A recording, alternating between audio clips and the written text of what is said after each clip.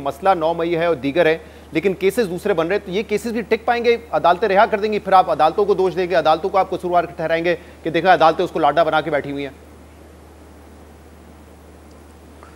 नहीं, देखें, अदालतों के फैसलों के ऊपर तो बात हो सकती है। जिस तरह से अब आपके जो है वो इल्म में है कि जो ये सुप्रीम कोर्ट का फ़ैसला 2 दिन पहले आया है, उससे क्या क्या चीज़ें जो हैं वो तलपट नहीं हो गई और वो एक नए ही पंडोरा बॉक्सेस जो है वो खुल गए हैं। तो अदालत के फ़ैसले के ऊपर उनके इज़्ज़त, एहतराम और अदालत के जो है वो रिस्पेक्ट के साथ उनके ऊपर बात तो हो सकती है। अगर किसी जगह पे कोई लाडलापन नज़र आएगा तो उसके कहने में कोई हर्ज नहीं है।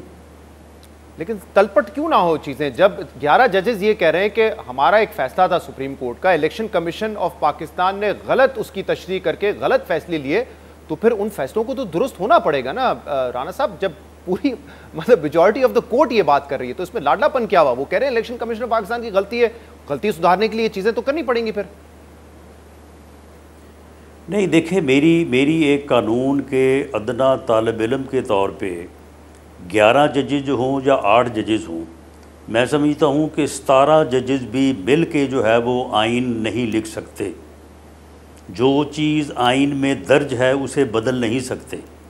आप मुझे ये बताएं कि आइन के आर्टिकल 51 और 106 में जो एक पूरा तरीक़ाकार जो है वो दिया गया और उसमें कोई कत्तन कोई अबहाम नहीं है जिसकी तशरीह की ज़रूरत हो। आप मुझे बताएं कि वो सुप्रीम कोर्ट हो या हाई कोर्ट हो या कोई भी अदालत हो बासवाए पार्लियामेंट के, उसको किस तरह से चेंज किया जा सकता है? अब आप कह रहे हैं कि सुप्रीम कोर्ट ने आइन को तब्दील कर दिया है, पाकिस्तान तहरीक इंसाफ ये कह रही है कि आइन के मुताबिक इलेक्शन होने चाहिए, लेकिन उसमें एक और इदारे ने मुदाखलत की है, तो मुदाखलत तो फिर नहीं शहजाद, आप आइन पढ़ लें ना, आप आइन पढ़ लें।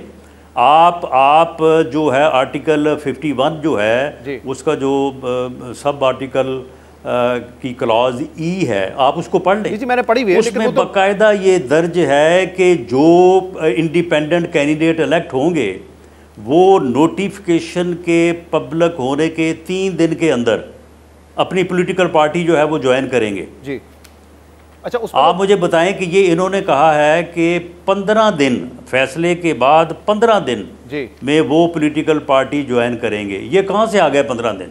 अच्छा, ये 15 दिन फिर उसके बाद कहा है कि जब 15 सुन लें 15 दिन में जब वो ज्वाइन कर लेंगे तो फिर इलेक्शन कमीशन जो है वो उस पार्टी को जो है वो लिखेगा कि जी ये बंदा जो है ये कह रहा है मैंने आपकी पार्टी की तरफ से इलेक्शन लड़ा है, तो क्या आपको कबूल है? फिर 7 दिन के अंदर वो पार्टी फैसला करेगी कि हाँ ये हमारा ही बंदा है, और उसके बाद फिर जो है वो अगले 7 दिन में फैसला होगा। जी, क्योंकि उन्होंने कहा कि इलेक्शन कमीशन ने गलती की है वो उस पार्टी में कौन। आप मुझे ये बताएं, सही मैं राज साहब उन्होंने हालात 15 जमा 14 सियासी सवाल है आपसे कि 41 लोगों को ये कहा गया है कि आप जमा करवाएं कि आपकी पार्टी वाबस्तगी है पीटीआई से, लेकिन फैसल वावड़ा ने उसी दिन कहा था कि लोग टूटेंगे तहरीक इंसाफ के। और अब ये खबर आई है कि कल साहिबजादा आमिर सुल्तान साहब को अगवा कर लिया गया है। उमर अयूब कह रहे हैं कि पंजाब पुलिस और हसास इदारों की ये कार्रवाई है, दूसरे लोगों पर दबाव डाला जा रहा है। तो क्या अब आपकी जमात इन लोगों को तोड़ के अपनी पार्टी में लाने की कोशिश कर रही है या ये कोशिश कर रही है कि वो आज़ाद ही रहें? नहीं, हमारी जमात तो कोशिश नहीं कर रही, लेकिन आप मुझे ये बताएं कि अगर यही कुछ करना था तो आइन में दर्ज है कि जी ये नोटिफिकेशन जो है उसके 3 दिन के बाद 3 दिन में वो लोग जो है वो डिक्लेयर कर दें। तो चले ये भी कह देते कि जी 3 दिन में डिक्लेयर कर दें। ये 15 दिन वाला मामला कहाँ से आ गया? 15 दिन के बाद फिर 7 दिन कहाँ से आ गए? फिर 7 दिन कहाँ से आ गए? यानी ये तो हॉर्स ट्रेडिंग का जो है वो फ्रॉड गेट खोलने वाली बात है। इसकी क्या ज़रूरत है? ये 29 दिन जो हैं ये अब लोग जो हैं वो कोई ख़ुद से गायब हो जाएगा, कोई पैसे कमाएगा, कोई प्रेशर का जो है वो बहाना बनाएगा। सियासी मामले पे बात करना चाह रहा हूँ क्योंकि पिछले हफ्ते आपने ये कहा कि जलसा इसलिए नहीं करने दिया क्योंकि इंतजामिया समझती है दहशतगर्दी की कार्रवाई हो सकती है। कुछ उन्होंने वहाँ पे कार्रवाइयाँ भी की भी हैं, लेकिन अभी यहाँ पे इससे वो तो बहुत दूर था, तरनौल इस्लामाबाद में, ये तो फैज़ाबाद में टीएलपी का दोबारा धरना चल रहा है। और उस धरने में पुलिस वालों की आज वीडियो भी आई उनके साथ कि वो कह रहे हैं कि बड़ा अच्छा काम कर रहे हैं ये लोग, जो इनका मुतालबा है वो भी दुरुस्त है।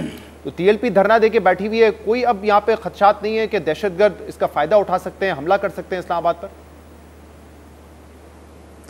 देखिए शहजाद, हर गैदरिंग की, हर जो भी कोई तंजीम होती है जब वो कोई गैदरिंग करती है, जलसा करती है या कोई रैली करती है, तो उसका एक मकसद होता है।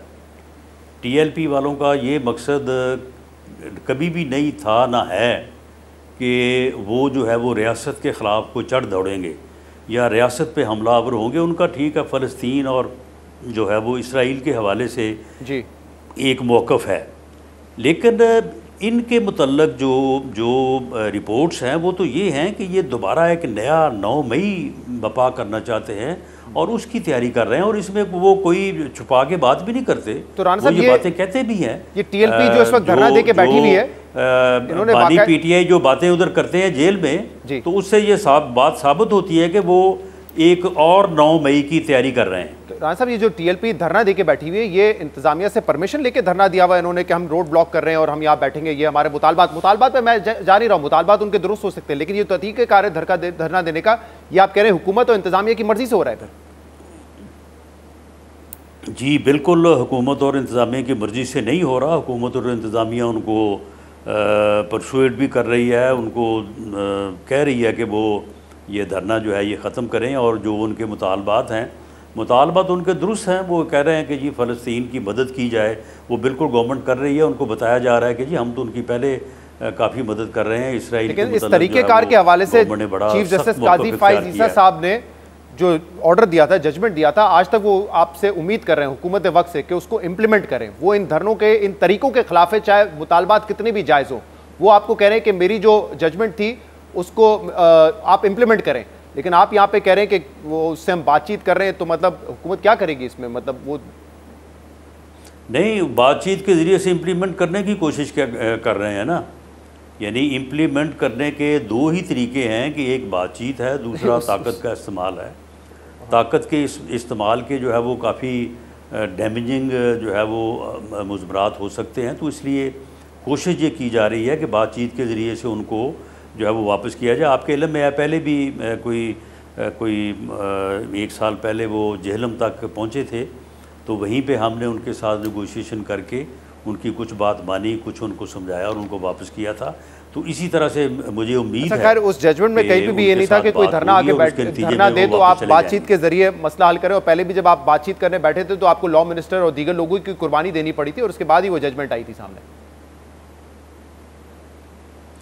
बहरहाल वो चीज़ें जो हैं वो आपके सामने है, वो हकायक हैं, उनके ऊपर और उस वक्त वीडियो आई थी कि उनको वजीफे दिए जा रहे हैं, पैसे दिए जा रहे हैं। आज पुलिस वाले उनके साथ खड़े होकर कह रहे हैं कि बिल्कुल आप जो कर रहे हैं बड़ा अच्छा काम कर रहे हैं, और आप जो है वो आपके मुतालबात ठीक है, बड़ा अच्छा काम कर रहे हैं। मतलब कोई धरना देके बैठ जाए इस्लामाबाद में तो पुलिस वाले कहेंगे आप बड़ा अच्छा काम कर रहे हैं। मैंने बिल्कुल उनको ये नहीं कहा जा रहा, ना उनको पैसे तकसीम किए जाएंगे, ना उनको ये कहा जाएगा। वो तो आ गई है वीडियो। कहा जा रहा है कि आपके जो मुतालबात हैं उनके ऊपर हम अमल कर रहे हैं, इसराइल की मजम्मत भी कर रहे हैं, फ़लस्तीनी हमारे भाई हैं, मजलूम हैं, उनकी भरपूर मदद कर रहे हैं। तो आप खातिर जमा रखें और